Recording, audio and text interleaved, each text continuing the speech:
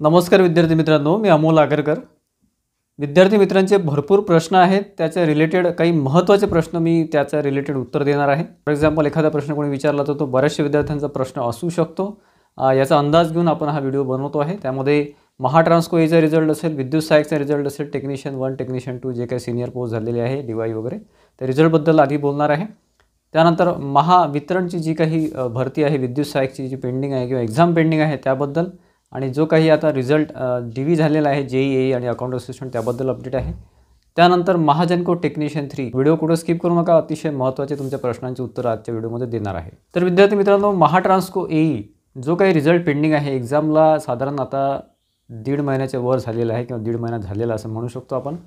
तर आतापर्यंत रिझल्ट अपेक्षित होता, इव्हन 15 तारखेपर्यंत रिझल्ट लागेल अशी माहिती आपल्यापर्यंत पोहोचलेली होती।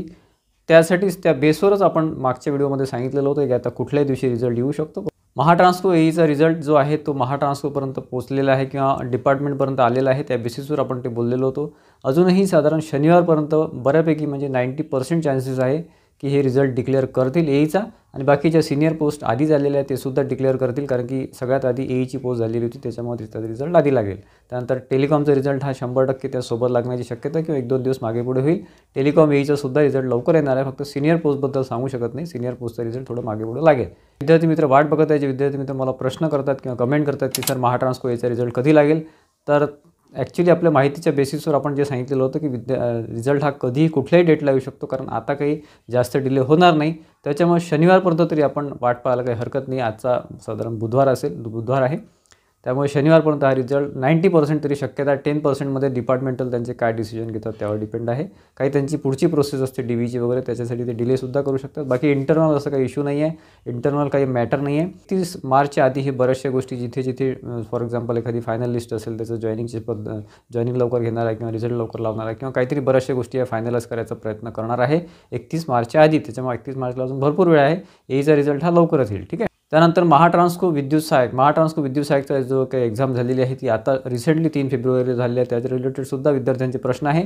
परंतु तो रिझल्ट म्हणजे काही जणांना ॲक्च्युली काही ठिकाणी माहिती विद्यार्थ्यांना मिळालेली आहे की फेब्रुवारीच्या एंडमध्ये रिझल्ट लागेल, मार्चच्या 15 तारखेपर्यंत किंवा त्याच्या पुढे हा रिझल्ट लागेल विद्युत सहाय्यकचा, आणि जे काही सिनियर पोस्टचा एक्झाम झालेली आहे त्याचासुद्धा रिझल्ट 15 ते 20 मार्चच्या दरम्यान लागेल अशी माहिती आपल्यापर्यंत पोहोचलेली आहे। बाकी जर फेब्रुवारीच्या एंडमध्ये रिझल्ट लागला तर फारच चांगला, काही हरकत नाही।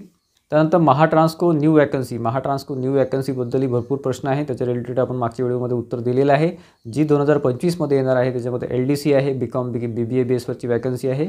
त्यानंतर तुमचं डेप्युटी मॅनेजर आहे, अकाउंटंट, फायनान्स अँड अकाउंटिंग वगैरे, आणि त्याच्यानंतर सिव्हिल कॅडरच्या AEच्या वॅकन्सी आहे। तर त्याची वॅकन्सी साधारण 31 मार्चच्या आधी येणार, एवढीच फक्त आपल्याकडे माहिती आहे। ती कधी येणार, कोणत्या डेटला येणार हे आपण सांगू शकत नाही। बऱ्याचशा विद्यार्थ्यांचे त्याच्या रिलेटेडसुद्धा मला कमेंट आहे, तर साधारण 31 मार्चच्या आधी ते सुद्धा जाहिरात येऊनच जाईल। त्याच्यामुळे त्या दृष्टीने तुम्ही तयारीमध्ये राहा। थोडीफार आपण LDC रिलेटेड काही माहिती दिलेलीच आहे, लोअर डिव्हिजन क्लार्क रिलेटेड त्या पोस्टबद्दल BCom बेसवर, त्याच्या रिलेटेड तुमचा अभ्यास सुरू ठेवा। ॲप्टिट्यूड, रिझनिंग, मराठी आणि तुमचा अकाउंटिंगचा अभ्यास त्यामध्ये राहतो BCom बेसचा। महत्त्वाचं म्हणजे महावितरण भरती, महावितरणमध्ये ज्या काही एक्झाम झालेल्या आहे, JEE असेल, अकाउंट असिस्टंट असेल, त्याचा रिझल्टसुद्धा आलेला आहे, त्याचा मार्क्ससुद्धा आता डिक्लेअर केलेले आहे। त्या रिलेटेड जी काही आता वेटिंग लिस्टची आपण प्रतीक्षा करतो आहोत, वेटिंग लिस्टसुद्धा जाहीर होण्याची बऱ्यापैकी शक्यता पुढच्या काही दिवसामध्ये आहेत। तसेच त्यांना 31 मार्चच्या आधी हे सगळं जॉईनिंग करून घ्यायचं आहे, ही सुद्धा आपल्यापर्यंत माहिती पोहोचलेली आहे।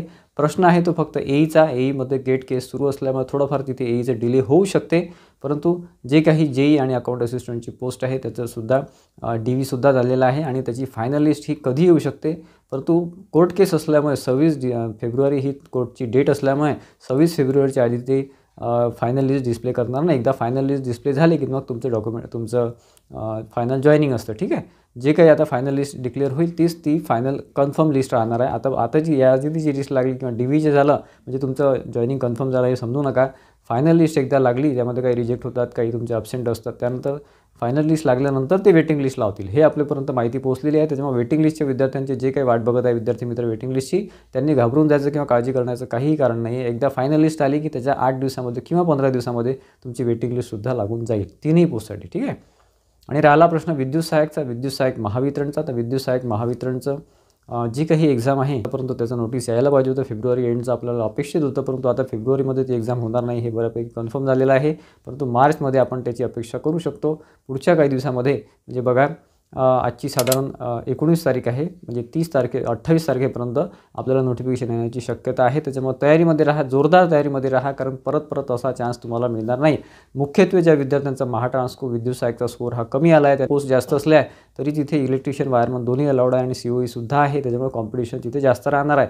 राहिला प्रश्न फॉर्म सबमिशनचा की फॉर्म किती आले, भरपूर प्रश्न आहेत विद्यार्थी मित्रांचे विद्युत सहाय्यक महावितरणसाठी. तर विद्युत सहाय्यक महावितरणसाठी साधारण 70,000च्या जवळपास फॉर्म आलेले आहेत, अशी जनरल माहिती आहे. एक्झॅक्ट फिगर किंवा एक्झॅक्ट आकडा आपल्यापर्यंत पोहोचलेला नाही, परंतु 70 ते 80,000च्या घरामध्ये ही अर्ज आलेले आहेत, कारण की भरपूर विद्यार्थ्यांनी डबल फॉर्म भरलेले आहे आणि प्लस त्यांनी डेटसुद्धा खूप एक्सटेंड केलेली होती. त्यामुळे बरेचसे विद्यार्थी त्यामध्ये ॲड झाले होते. त्यामध्ये साधारण वायरमन, इलेक्ट्रिशियन वगैरे सगळं धरून 70 ते 80,000 हा मोठा म्हणजे टोटल आकडा आहे. त्याच्यामध्ये काही रिजेक्शन वगैरे, काही डबल फॉर्म वगैरे भरपूर आहे. त्यानंतर महाजन को टेक्निशियन 3चं फॉर्म सबमिशन ऑलरेडी झालेलं आहे. त्यांनी डेट एक्सटेंड केलेली होती. त्यानंतरसुद्धा आता बरेच दिवस झालेले आहे त्याला. त्याच्यामुळे महाजन को टेक्निशियन 3 ही एक्झाम आता विद्यार्थी मित्र वाट बघत आहेत. असे सुद्धा प्रश्न आहेत की सर टेक्निशियन 3ची एक्झाम कधी होईल? तर एक्झाम मित्रांनो सध्या तरी होणार नाही. माझ्या माहितीप्रमाणे एप्रिलमध्ये त्यांनी सांगितलेलं होतं, परंतु मार्चच्या एंडमध्ये सुद्धा आपण त्याला अपेक्षा करू शकतो. तशा तयारीमध्ये राहा. ॲप्टिट्यूड रिझनिंगची चांगली तयारी करा. तोच फक्त सिलेबस आहे. बाकी कुठल्याच प्रकारचं इथे टेक्निकल राहणार नाही किंवा कुठल्या प्रकारची लँग्वेज राहणार नाही. फक्त ॲप्टिट्यूड आणि रिझनिंग सगळं माहिती आपण आपल्या चॅनलवर दिलेली आहे. तसंच आपलं ॲप आहे, इंजिनियर अमोल आपला ॲप आहे. खाली डिस्क्रिप्शन बॉक्समध्ये आपण लिंक दिलेली आहे किंवा प्ले स्टोरला इंजिनियर अमोल तुम्ही चेक केलं तर त्यामध्ये सगळ्या प्रकारचे टेस्ट सिरीज, सगळ्या प्रकारचे कोर्सेस तुम्हाला ITIचे आणि JEEचे वगैरे सगळे मिळून जातील. ठीक आहे. आणि टेक्निशियन 3साठी आपला कोर्ससुद्धा आहे. मोठ्या प्रमाणात तिथे ॲडमिशन झालेलं आहे आणि प्लस तुमचं टेस्ट सिरीजसुद्धा आहे. टेस्ट सिरीज तुम्ही आता परचेस करू शकता, जेणेकरून तुम्हाला एक्झामच्या वेळेस त्याचा फायदा होईल. विद्यार्थी मित्र एक्झामच्या 8 दिवस आधी टेस्ट सिरीज परचेस करतात, त्याचा फायदा होत नाही. कमीत कमी 1 महिना आधी जरी तुमच्या टेस्ट सिरीज सुरू झाल्या पाहिजे. ठीक आहे. तशा तयारीमध्ये राहा. तर आशा करतो मित्रांनो की बऱ्यापैकी शॉर्टमध्ये अपडेट द्यायचा मी याच्या व्हिडिओमध्ये प्रयत्न केलेला आहे. या व्यतिरिक्त तुमचे काही आणखी काही प्रश्न असेल, काही प्रश्नाची उत्तर द्यायचे सुटले असतील किंवा आणखी काही प्रश्न असेल तर मला कमेंट बॉक्समध्ये कमेंट करा. त्यावर एक सेपरेट व्हिडिओ आपण घेऊ, जेणेकरून तुमचे सगळे प्रॉब्लेम सॉल्व्ह झाले पाहिजे. आणि आजचा व्हिडिओ आवडला असेल, व्हिडिओ तुमच्या माहितीपूर्वक तुम्हाला वाटला असेल तर व्हिडिओला लाईक करा आणि जास्तीत जास्त शेअर करा, जेणेकरून इतर विद्यार्थ्यांनासुद्धा ही बऱ्यापैकी माहिती मिळून जाईल. आणि आपल्या चॅनलला सबस्क्राईब केलं नसेल इंजिनियर अमोल यूट्यूब चॅनलला तर सबस्क्राईब करून ठेवा, जेणेकरून एकही महत्त्वाचा अपडेट तुमच्याकडनं सुटणार नाही. धन्यवाद मित्रांनो.